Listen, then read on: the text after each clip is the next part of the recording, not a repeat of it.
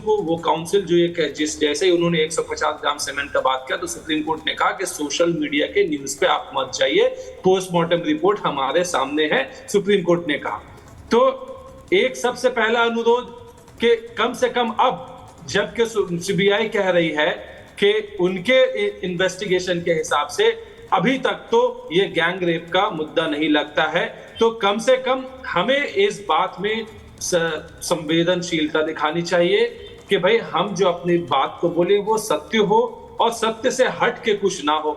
मैं बिल्कुल इस बात से अग्री करता हूं कि बहुत सारे सवाल हैं जिसका जवाब हॉस्पिटल अथॉरिटीज को देना चाहिए। उन्होंने कंप्लेंट क्यों नहीं लॉन्च किया पुलिस के साथ में? पुलिस के जब पुलिस को साथ में भी जवाबदेही बनती है, उसे भी सुप्रीम कोर्ट ने बुलाया है, वो जाकर के सुप्रीम कोर्ट में जवाब देंगे। लेकिन यह मुद्दा राजनीति का नहीं है।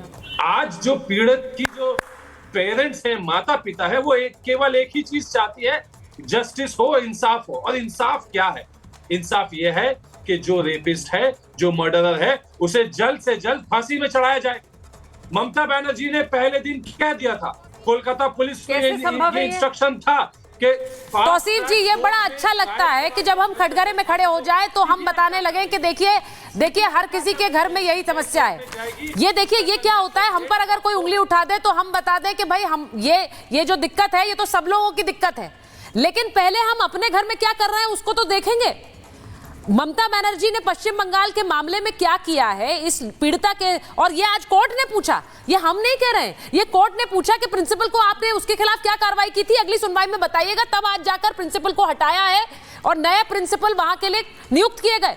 ये सब कार्रवाई अभी तक आप इंतजार कर रहे थे कि कोर्ट आपको कहेगा तब आप करेंगे, और अब आप चिट्ठी लिख रहे हैं ये बताने के लिए कि देखिए भाई 90 रेप तो हर रोज देश में हो रहे हैं। ये समस्या है, लेकिन फिर इसके लिए ममता बनर्जी ने इस रेप का इंतजार क्यों किया? इस घटना पे सवाल उन पर उठ रहा है तो वो चिट्ठी लिख रही हैं। अब सुचेता जी, जब सुप्रीम कोर्ट में हियरिंग हुई तो सुप्रीम कोर्ट ने केवल कोलकाता रेप केस को नहीं बल्कि और भी रेप केस को भी डिस्कस किया था इसके पहले भी हियरिंग में।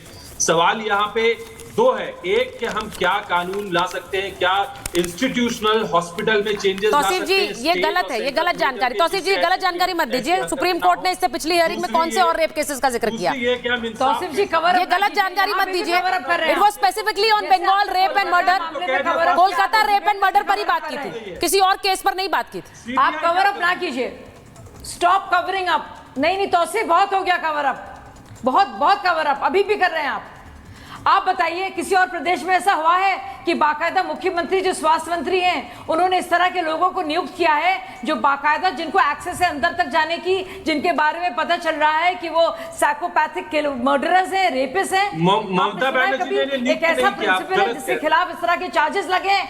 आप बताइए प्रिंसिपल का जो है वहां पे कितने पहले से इल्जाम है, जो वहां पे डिप्टी सुपरिंटेंडेंट है उसने क्या इल्जाम लगाए थे? क्या ममता बनर्जी ने स्वास्थ्य मंत्री, कानून मंत्री, मुख्यमंत्री होने के नाते से उस पर क्या कार्रवाई की? आप बताइए, जवाब है इसका। आप बताइए क्यों लेट इतना फॉरेंसिक टीम पहुंची, क्यों लेट इतना एफआईआर हुई, क्यों एफआईआर में डिटेल्स नहीं थे, अक्यूज का क्यों नहीं आपने पहले फॉरेंसिक इन्वेस्टिगेशन किया? आपके पास जवाब है आपके पास। और एक और सवाल, आप जो कह रहे थे ना आपने, मैं बता 2 मिनट दीजिए मुझे, 10 सेकंड। आपको बड़ी बुरा लगा ना, आपको बहुत बुरा लग रहा है आपको ना कि गलत खबर है, मुझे भी बुरा लग रहा है। पर आप जानते हैं कि जो आपके मुख्य प्रचारक हैं ध्रुव राठी, उन्होंने जो विक्टिम है, जो हमारी डॉक्टर बिटिया की पूरी डिटेल्स सबसे पहले न्यूज में दी, ट्विटर हैंडल में दी, बाद में उनको हटाना पड़ा, उसके बारे में भी कहा है सुप्रीम कोर्ट ने कुछ। मुंह खोलने का आप जहमत करेंगे? उस पर नहीं जहमत करेंगे आप। मैं एक बार बड़ी खबर बता रही हूँ, जो बड़ी खबर हमारे पास है। एक तौसीफ जी, मैं चाह रही हूँ कि आज इस मामले पर जब हम बात कर रहे हैं तो हम कोलकाता की बात नहीं कर रहे हैं सिर्फ, ये आप बात सही कह रहे हैं, जहां जहां इस तरह की दरिंदगी है उस पर बात होगी। लेकिन हैरानी ये होती है कि ममता बनर्जी इस मामले की गंभीरता को तब समझ रही है जब इस तरह की घटना कोलकाता में घट जाती है और देश भर में रोष हो रहा है, देश भर में। एक बड़ी खबर बता रही हूं, आरजी कर के पूर्व प्रिंसिपल संदीप घोष के पॉलीग्राफ टेस्ट को मंजूरी मिल गई। सियालदा कोर्ट ने पॉलीग्राफ टेस्ट को मंजूरी दी है। सीबीआई ने कोर्ट से पॉलीग्राफ टेस्ट की मांग की थी। 4 ट्रेनी डॉक्टर्स के पॉलीग्राफ टेस्ट को मंजूरी दी गई है। ये 4 ट्रेनी डॉक्टर्स वही हैं जिनके साथ मृतकों ने आखिरी बार डिनर किया था। तो पॉलीग्राफ टेस्ट होगा संदीप घोष का और उन 4 डॉक्टर्स का जिनसे आखिरी बार मुलाकात हुई थी पीड़िता की। ये पॉलीग्राफ टेस्ट को मंजूरी दी जा चुकी है। तो अब एक बार मैं एसीपी वेदभूषण आपके पास आ रही हूं। ये पॉलीग्राफ टेस्ट को मंजूरी दी गई है। जो साइकोलॉजिकल टेस्ट है वो एक तरह के पैरामीटर्स होते हैं। अब उससे जो कुछ निकल कर आए संजय रॉय के बारे में, क्योंकि उसका भी पॉलीग्राफ टेस्ट होना है, वो हैरान करने वाली डिटेल्स है उनके बारे में। जिस तरह मैंने बताया कि रेप और मर्डर के बारे में वो इतने आराम से बता रहा है जैसे उसे कोई फर्क नहीं पड़ा है। एक हार्डन्ड क्रिमिनल की तरह वो बिहेव कर रहा है। सुचरिता, ये तमाम जो केस है, यदि आप शुरुआत से देखेंगे जिस तरह से इसको पुलिस ने डील किया, वहाँ की सरकार ने डील किया, हॉस्पिटल एडमिनिस्ट्रेशन ने उसको डील किया, तो एक बहुत बड़ा सवाल पैदा करता है। जैसे माननीय सुप्रीम कोर्ट ने कहा कि 14 आवर्स की डिले जो एफआईआर रजिस्ट्रेशन के हुई है वो चौंकाने वाली है। मैं आपके कैमरामैन को यदि इस मर्डर पर ले जाता, जिस तरह से लड़की के साथ विभत्स व्यवहार हुआ, उसकी दोनों टांगें 90 डिग्री पर थी, आंखों से ब्लड आ रहा था, बॉडी का कोई पार्ट ऐसा नहीं था जहां से खून नहीं आ रहा हो, तो जाते ही कह देता आपका कैमरामैन कि ये कत्ल हुआ है।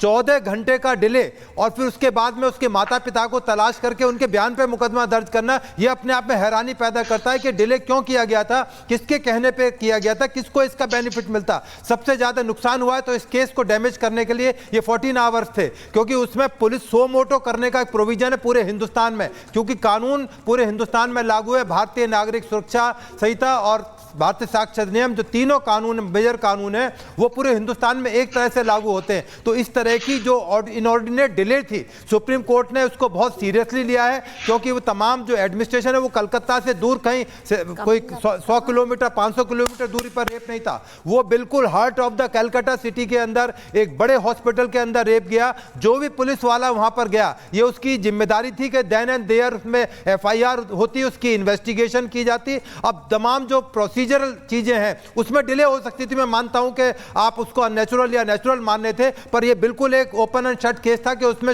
शुरुआत में ही एक मर्डर का केस दर्ज किया जा सकता, रेप बाद में डिसाइड हो जाता। हालांकि जो बॉडी जिस तरह से उसके कपड़े फटे हुए थे, इंजरीज थी, उसके प्राइवेट पार्ट से खून आ रहा था, वो भी इशारा करता है कि रेप भी हुआ है मर्डर के साथ साथ। तो ये शुरुआती है। अभी जो पॉलीग्राफ और एक नार्को एनालिसिस टेस्ट की बात हो रही है, एक इन्वेस्टिगेशन की चीजें, एक प्रोसीजरल चीजें हैं, पर जो शुरू में जो लैप्स हुए उसमें सरकार की जिम्मेदारी है और पुलिस की जिम्मेदारी है। पुलिस की जिम्मेदारी फिक्स हो और ना केवल पुलिस की जिम्मेदारी फिक्स हो। ठीक है, जिम्मेदारी फिक्स होना चाहिए। ठीक, वो भी पुलिस कमिश्नर की काम नहीं, ठीक है, नीचे वाले अधिकारियों को जिम्मेदार ठहराने से नहीं।